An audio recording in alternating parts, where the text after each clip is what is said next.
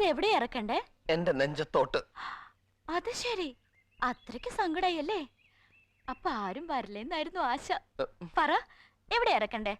വാസോണ്ണ പിടിച്ചു താഴ്ത്തിറക്ക്. നിക്ക് നിക്ക് നിക്ക്, കൂലി പറഞ്ഞിട്ട് ഇറക്കാം. കൂലിയോ? ആ, ഒരു ചുമട് ഇഷ്ടിക ഇറക്കാൻ 500 രൂപ, ഒരു കോല് മണ്ണ് മാറ്റാൻ 500 രൂപ.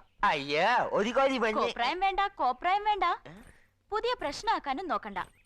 കൂലി വാങ്ങാൻ പഠിച്ചാ പോരാ, കൊടുക്കാനും പഠിക്കണം. നിങ്ങൾ ചോദിച്ച കൂലി ന്യായാണെങ്കിൽ ഞാൻ ചോദിച്ച കൂലി ന്യായം തന്നെയാ. ഇറക്കിക്കോട്ടെ. വാസോണ്ണ എവിടെയെങ്കിലും ഇറക്കി വെക്കി. മോളി തിരി. മെല്ലെ മെല്ലെ.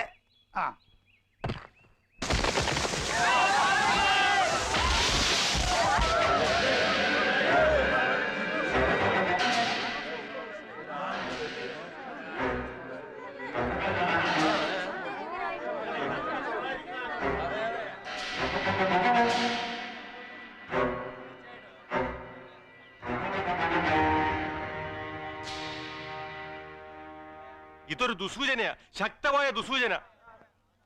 അല്ലെന്നുണ്ട് ഒരു കുഴപ്പമില്ലാതെ നിന്നിരുന്ന ആ മരം ഇപ്പൊ കാറ്റ് പോലും അടിക്കാൻ ഒടിഞ്ഞു വീഴുവോ?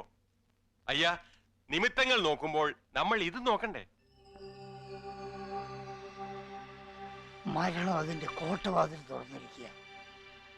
പിന്നെ കേട്ടോ, ഒന്നും ചില്ലറ കാര്യമല്ല പ്രേമ, സൂക്ഷിക്കണം. നമുക്കിറങ്ങാം, നമുക്കിപ്പോ തന്നെ പോവാം. മതി. എന്താ അയ്യാ ഒന്നും പറയാത്തേ? പറയാനുള്ളത് ആലോചിച്ച് പിന്നീട് പറയും. തൽക്കാലം ഇന്നത്തെ കിണർ പണി ഇവിടെ നിർത്താം. നാളെ കാലത്ത് വീണ്ടും ആരംഭിക്കും. അത്ര തന്നെ.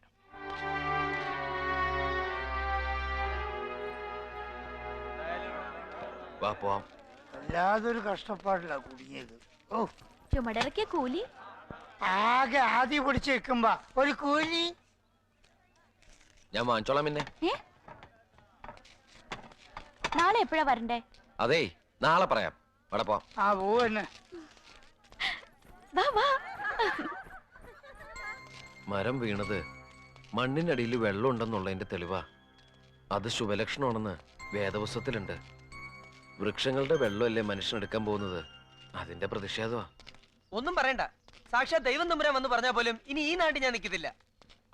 ആ ദേവു അവൾ ഒരുത്തിയില്ലായിരുന്നു, അപ്പൊ തന്നെ രക്ഷപ്പെടാമായിരുന്നു. എവിടെ രക്ഷപ്പെടാൻ? എങ്ങോട്ട് രക്ഷപ്പെടാൻ? ആരോ എന്നെ പിടിച്ചു നിർത്തേ മണ്ണില്. ആര്?